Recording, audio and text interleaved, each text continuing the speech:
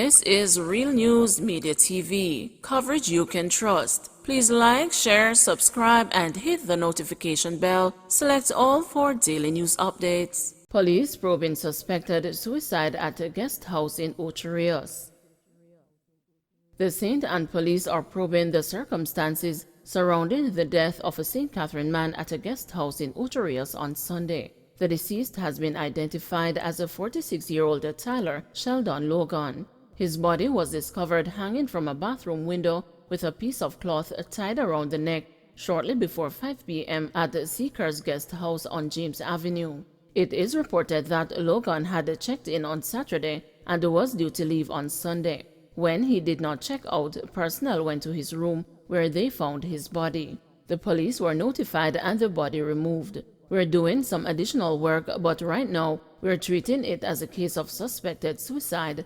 We're doing some additional work, but right now we're treating it as a case of suspected suicide," Senior Superintendent Dwight Powell told the news on Monday.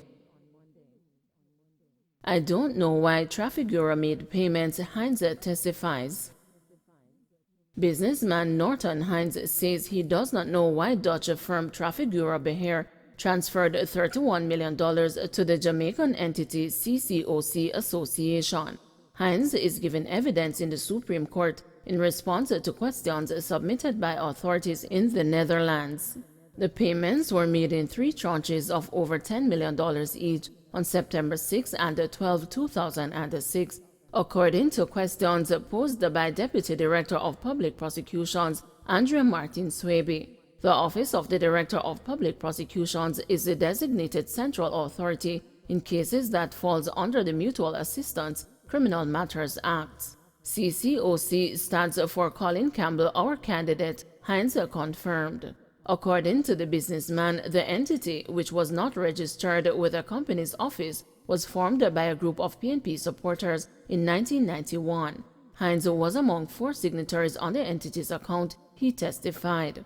"Why did Traffic Bureau transfer this payment?" Martin Swaby questioned. "I would not know about this," the businessman replied.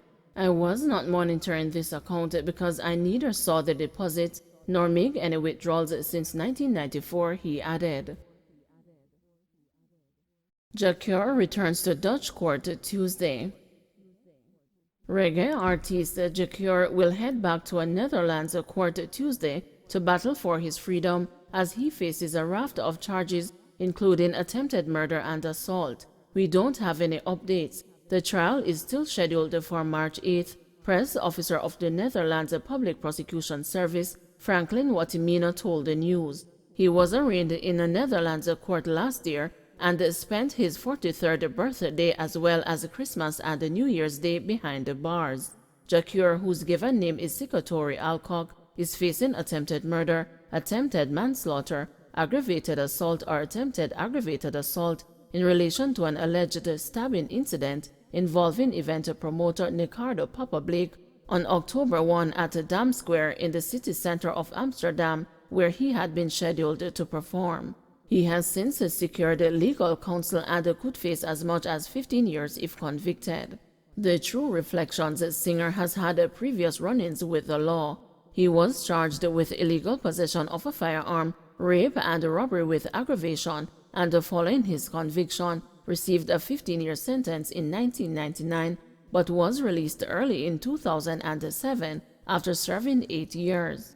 4 years later, he went on trial on drug possession charges after police found a small quantity of marijuana in the artist's motor vehicle during a spot check in St. Andrew. Jakur is known for songs including Longing For, Call on Me, and Unconditional Love. Alleged occult killer fit to plea, psychoevaluation determines. Forensic psychiatric evaluation has determined that Andre Ruddock, who has been implicated in the murder of a woman during a deadly church ritual in St. James last year, is fit to plea.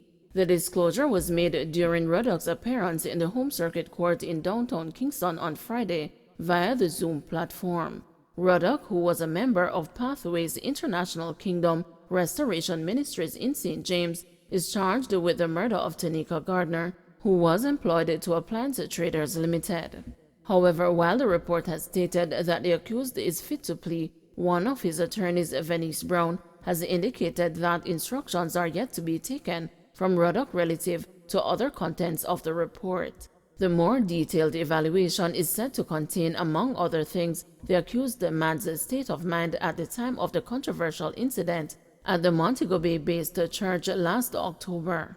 Meanwhile, prosecutors indicated that Gardner's post-mortem report remains outstanding. Ruddock was subsequently remanded in custody by Supreme Court Judge Justice Simone Wolforis until May 19 for discussions to take place with his attorneys. Police reports are that on Sunday, October 17, 2021, the congregants were gathered during a suspected ritual at the church on the instructions of now-deceased controversial pastor Kevin Smith. During the event at the church, Smith reportedly instructed a congregant to slit Gardner's throat. The individual refused, and Ruddock allegedly grabbed the knife that was on hand and used it to slash the woman's throat in the full view of other members of the church. Another member of the church, Michael Brown, was also killed during the night's bizarre events, which culminated with an alleged shootout between members of the church and the police. Another congregant, Kevon Palmer, who reportedly attacked the law enforcers with a knife, was shot and killed. Many members of the church, including Smith and Ruddock, were subsequently arrested. Ruddock reportedly gave a caution statement in the presence of two justices of the peace for the parish of St. James a day after the incident. He was eventually transported to Kingston, where he was charged with murder. Smith died in a motor vehicle crash on Monday, October 25, before he was charged. A policeman, later identified as Constable Arlond Irons, also died as a result of the crash on the Linstead Bypass Road in St. Catherine. 3 Jamaican students in Russia preparing to leave. 3 of the 18 Jamaican students who are still in Russia are reportedly making plans to leave the country amid a security alert issued by the Ministry of Foreign Affairs. In a statement issued on Monday, the ministry said it has been in contact with all the students. It said it was hopeful that the other 15 students will decide to leave Russia. The ministry has strongly recommended that Jamaicans in Russia leave as soon as practicable, as the situation is becoming increasingly difficult because of various sanctions imposed in response to its military actions in Ukraine. Foreign Affairs Minister Kamina Johnson-Smith says flights to and from Russia have already been restricted as several countries closed their airspace to Russian flights. Visa and MasterCard have suspended all transactions with Russia, and international financial transfers to and from Russia have also been terminated. Additionally, the Foreign Ministry says there are 4 Jamaican medical students in Russia's neighbor, the Republic of Georgia. The students who are in Georgia's capital have been contacted. The ministry has asked them to consider their options, including to find safe countries in which to seek shelter until the situation in the Eastern European region becomes clearer. Coin thief nabbed in Westmoreland. A 23-year-old man accused of stealing $17,496 in coins from a shop in Darlington, Westmoreland, has been arrested and charged with shopbreaking and larceny. The alleged coin thief has been identified as Delroy Clark, a laborer of Bethel Town in the parish. According to police reports, the incident took place along the Beaufort Main Road in Darlington on Tuesday, March 1. It is understood that about 6:30 p.m., a man securely locked his shop and left for home when minutes later he received information that strange sounds were heard inside his business place. The man sought the assistance of the Darlington police, who responded swiftly. Upon their arrival, Clark was seen running from the building with a black knapsack. The police gave chase. Clark was apprehended and the bag searched, where coins amounting to $17,496 were recovered. The cash was later identified as the shop owner's property, which was stolen from his establishment. Subsequent checks revealed that entry to the building was gained by prying the grill at the front of the property. JUTC dispatches more buses as the schools reopen.